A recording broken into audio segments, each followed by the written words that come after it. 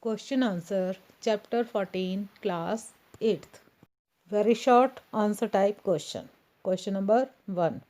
Define electric current. Children, in this question you have to tell only definition of electric current. Its answer, flow of charge. Flow of charges is called electric current. Charges means electrons. Flow of electrons. This is also called electric current. Question 2. What are conductors? Conductors, children, materials which allow electric current to pass through them are called conductors. For example, iron, gold, etc. Iron, golds, these are conductors because these materials allow electric current to pass through them. Question number 3. What is electrolysis?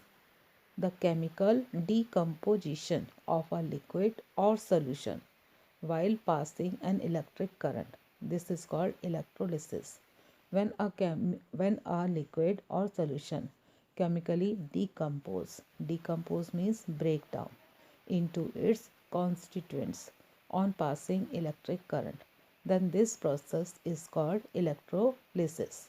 Now the next question is, what is an electrolyte? The liquid or solution that breaks up during electrolysis. This liquid or solution is called electrolyte. Electrolyte, this is a liquid or solution which breaks up during electrolysis. Question number 5. State two uses of electrolysis. Its answer, two uses of electrolysis are as following. First one is, wheel covers of the cars give a bright shining appearance. Cheap imitation jewelry are made by electroplating of silver or gold. This is the use of electrolysis. Now the second use is, pure metals are also obtained from impure metals by the process of electrolysis. This electrolysis process is used to get pure metal from the impure metals. Now question number 6. Name two insulators. Children, you can write any two insulators. Its answer is wood and plastic. Wood and plastics are insulators. Short answer type question. Write short note on chemical effect of electric current and electroplating. First, chemical effect of electric current. When electric current is passed through certain liquids or solution that conduct electricity, chemical changes occur. This is called chemical effect of electric current. Chemical effect of electric current means when electric current passes through some liquids or solution which are good conductor of electricity. So in these liquids or solutions, some chemical changes occur. This process is called chemical effect of electric current. Now electroplating, the process of coating a thin layer of one metal over another by electrolysis process is called electroplating. This is usually done to make the object more attractive or to prevent it from rusting. Question number 2. What safety measures should be taken while working with live electric wire? Answer is, we should not touch electric wires and switches with wet hands. We should wear rubber gloves. We should use tester and we should wear rubber slippers while handling live electric wire. Question number 3. How can we find out whether the electric current is passing through any material or not? We can find with the help of a tester whether the electric current passes through a particular material or not. The tester, so this helps us to find electric current is passing through the particular material or not. Now long answer type question. Question number 1. Rajesh bought a bottle that was labeled as distilled water. He had some doubt about it.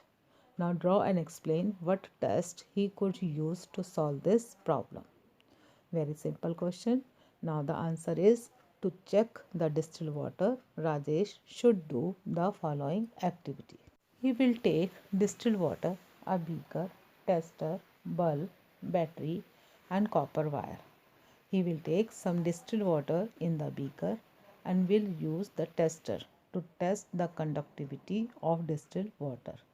If the bulb of the tester does not glow, that means it is distilled water. As we know, distilled water is not a good conductor.